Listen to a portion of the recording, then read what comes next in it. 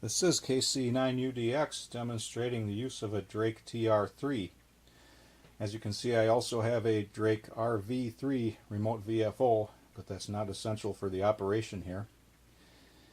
Before I get started, I'd like to point out that the microphone connector, which I just unplugged from my GON set, is what's called a Collins style or aircraft style connector. It's a TRS connector. TRS, of course, tip, ring, sleeve, and it's approximately 3/16 in diameter as opposed to something like a typical headphone jack, which is a 1/4 inch. This will not work if you have a headphone jack on your, or headphone plug on your microphone. So that's the connector that you need. They are available out there. Various places sell them. I'm going to plug it into my TR-3, which I have extended out through there. The connector is actually on the side of the radio. Turn it on, let it warm up here.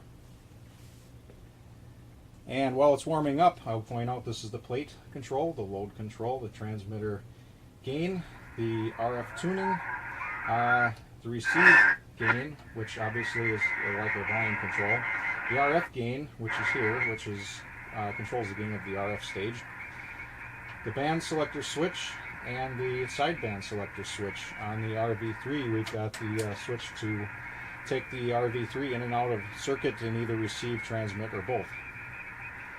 Now, being daytime, I'm kind of surprised we've got signals on 80. Let's go here to 20 meters.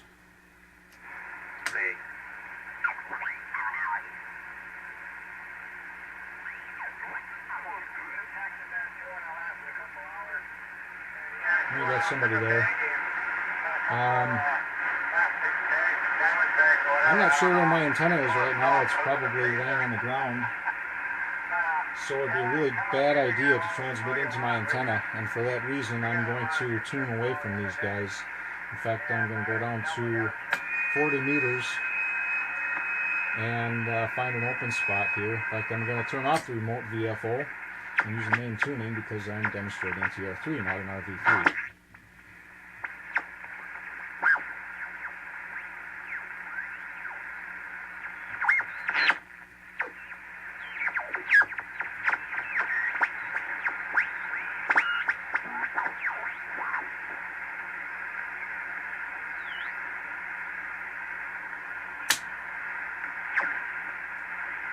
Okay, maybe go to 80 meters here. Anyway, I'm going to switch to my dummy load and get ready to tune up the transmitter. First thing you want to do is adjust your excuse me, your RF tune on receive for the strongest signal, which is right about there.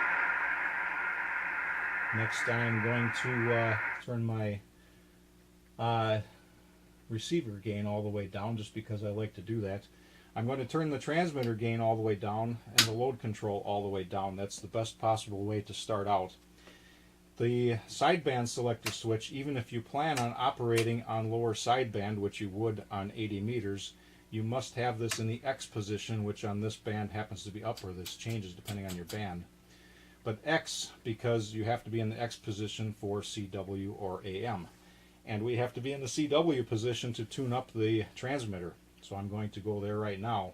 Now this procedure has to be done quickly. What I'm going to do is go to transmit, or CW, turn up my transmitter gain ever so slightly, and readjust my RF tuning for a peak. Now I'm going to adjust my plate control for a dip. And right here is my, I'll try to get my arm out of the way so you can see that. Right here is my best spot for a dip. I'm going to turn this up a little bit more, double check that. Now I'm going to turn it up as high as I can go without making a difference, and turn my load control up to 0.45 and quickly switch back to sideband. Now my transmitter is tuned up and ready to go, but I won't be doing any transmitting because I only have a dummy load right now.